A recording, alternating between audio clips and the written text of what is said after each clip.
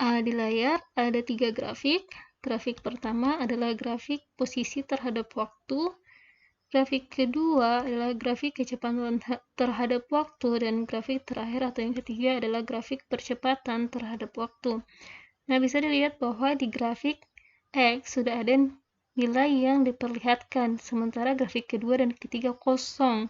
Yang ingin kita lakukan di sini adalah bagaimana mengubah grafik pertama ke dalam grafik kedua dan grafik kedua ke dalam grafik ketiga. Oke, jadi perhatikan. Ini titik nolnya ya. 0, 0. Benda mulai bergerak dari titik 0 ke titik tertentu di sini pada kecepatan tertentu di sini ke titik yang ini, ke posisi barunya. Nah, grafik miring lurus begini itu menandakan bahwa kecepatannya konstan. Nah, kalau kecepatannya konstan, grafik keduanya berarti ini lurus. Kira-kira sekitar sinilah. Lurus. Nah, di grafik pertama kita kembali lagi dari titik ini ke titik yang ini, kita kembali ke grafik 1 dari titik ini ke titik ini. Dilihat garis lurus. Garis lurus dapat dilihat bahwa waktunya bertambah tapi posisinya tidak berubah. Berarti benda berada dalam keadaan diam. Benda dalam keadaan diam berarti kecepatannya adalah 0. Di grafik kedua berarti dia digambar di sumbu 0. Di titik berikutnya, di grafik pertama, titik ini, dapat dilihat bahwa garisnya melengkung. Lengkungannya itu menghadap ke atas. Ini menandakan bahwa terjadi percepatan atau benda yang bergerak melakukan percepatan. Kalau ada percepatan berarti ada perubahan kecepatan. Dia arahnya ke atas.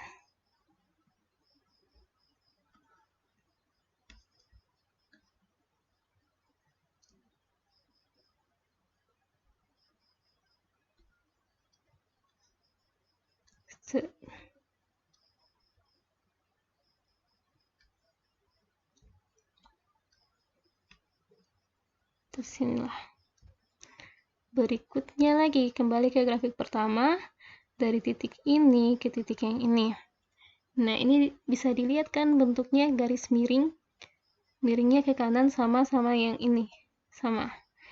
Dia berarti kecepatannya konstan. Jadi di grafik kedua, garisnya kembali lurus.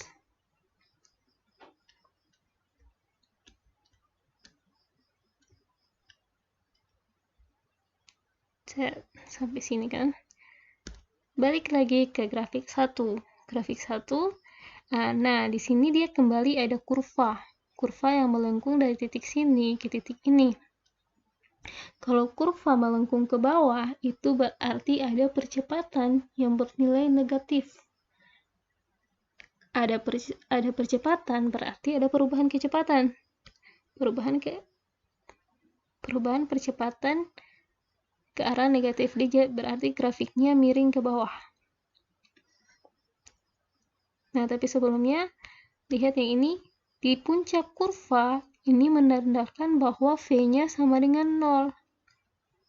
Di sini 0 berarti.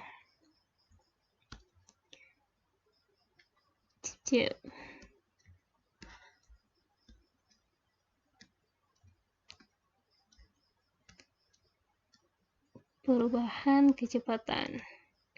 Sini, digambar dulu.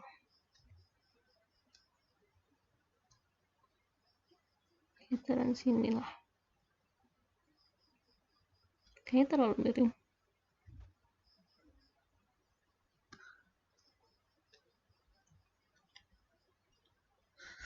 Ini terus dari titik ini kembali garis miring. Nah, di sini menunjukkan bahwa kecepatannya konstan dari posisi ini hingga di posisi 0 atau posisi berhentinya. Kecepatannya kembali konstan. Kecepatan yang konstan dalam grafik kecepatan terhadap waktu adalah garis lurus. Sampai situ. Oke, grafik kedua selesai. Kita turun ke grafik ketiga. Nah, kalau percepatan konstan, kan ini rumusnya V sama dengan delta X per delta T. Nah, untuk A sama dengan delta V per delta T. Jadi, kalau misalnya kecepatannya konstan, berarti tidak ada perubahan kecepatan, yang berarti percepatannya sama dengan 0. Jadi, untuk grafik ketiga, dia garisnya di sini, di titik 0.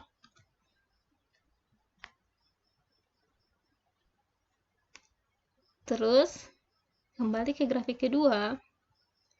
Di grafik kedua menunjukkan bahwa dari titik ini ke titik yang ini, dari titik ini ke titik yang ini kecepatannya sama dengan 0. Kalau kecepatannya sama dengan 0, berarti percepatannya masih 0 juga. Masih tetap di garis 0. Kemudian di garis ini, di titik yang ini, kita kembali ke grafik nomor 2. Dari titik ini ke titik ini, dia miringnya grafik 1 itu menunjukkan kecepatan konstan. Jadi kalau miringnya grafik di percepatan itu menunjukkan percepatan konstan. Percepatannya konstan kira-kira di sinilah garis lurus kalau konstan. Kemudian kembali lagi kecepatannya konstan. Kalau kecepatannya konstan tidak ada perubahan kecepatan, berarti percepatannya sama dengan 0. Balik lagi garis lurus di 0 sini. Terus dari titik ini ke titik ini, dia percepatannya konstan, tapi sudah di sumbu negatif.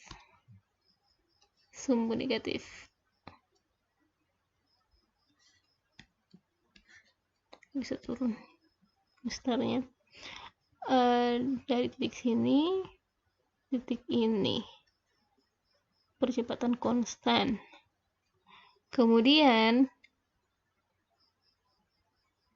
dari grafik garis lurus di grafik kedua yang ini menunjukkan bahwa tidak ada perubahan kecepatan. Tidak ada perubahan kecepatan berarti percepatannya 0. Kembali lagi ke garis 0 tadi. Sampai sini. Oke, selesai. Rapikan dulu grafiknya.